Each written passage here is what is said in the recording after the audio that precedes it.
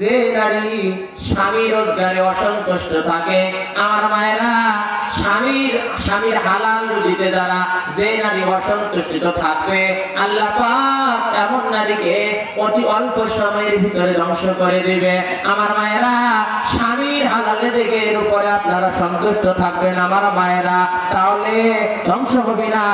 আর স্বামীর কামাই কম, আপনি খাবেন কম, মাখবেন কম, পরবেন কম, আর হালালের মধ্যে আমার আল্লাহ বরকত দিয়ে দেয়। কথা বলেন ঠিক না বেটি? আমার মায়েরা জানি রাখবেন, হালাল যদি কম হয় এটার মধ্যে আমার আল্লাহর বরকত থাকে, আর হারাম যতই বেশি হোক না কেন এটার মধ্যে বরকত নাই। এই কথাটা বলতে গিয়ে মানে একটা উদাহরণ মনে পড়ে গেল, জেনে রাখো।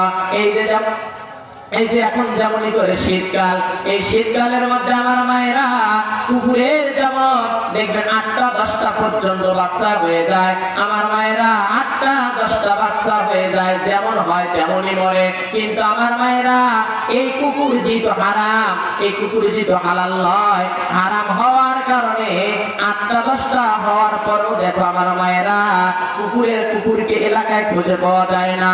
আর আমার মায়েরা গাভী দেখো আল্লাহ পাক হালাল করে দিল।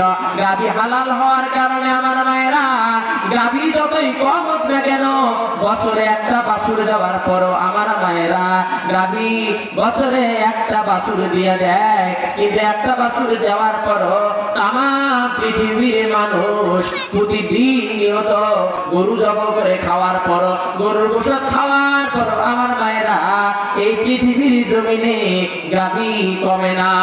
যেহেতু আল্লাহ পাক এই গাভীকে নিজে হালাল করে দিয়েছেন, আমার মায়েরা গাভীকে শুধু আল্লাহ হালাল করেন নাই, এই গাভীর নামে আল্লাহ কোরআনে একটি সূরা নাযিল করে দিয়েছেন। জোরে কন্যা সুবহানাল্লাহ। আমার মায়েরা গাভীকে আল্লাহ প্রদত্ত হালাল করে দেওয়া হলো। আর এই গাভীকে রব্বুল আলামিন শুধু হালালই করেন নাই, গাভীর নামে আল্লাহ সূরা নাযিল করে দিলেন সূরাতুল বাকারা। কোরআনে কারীমের মধ্যে যতগুলো সূরা আছে 114টি সূরা আছে আমার মায়েরা।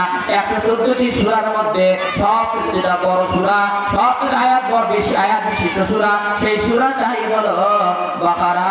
আর বাকারাতুল শব্দের অর্থ হলো গাভী।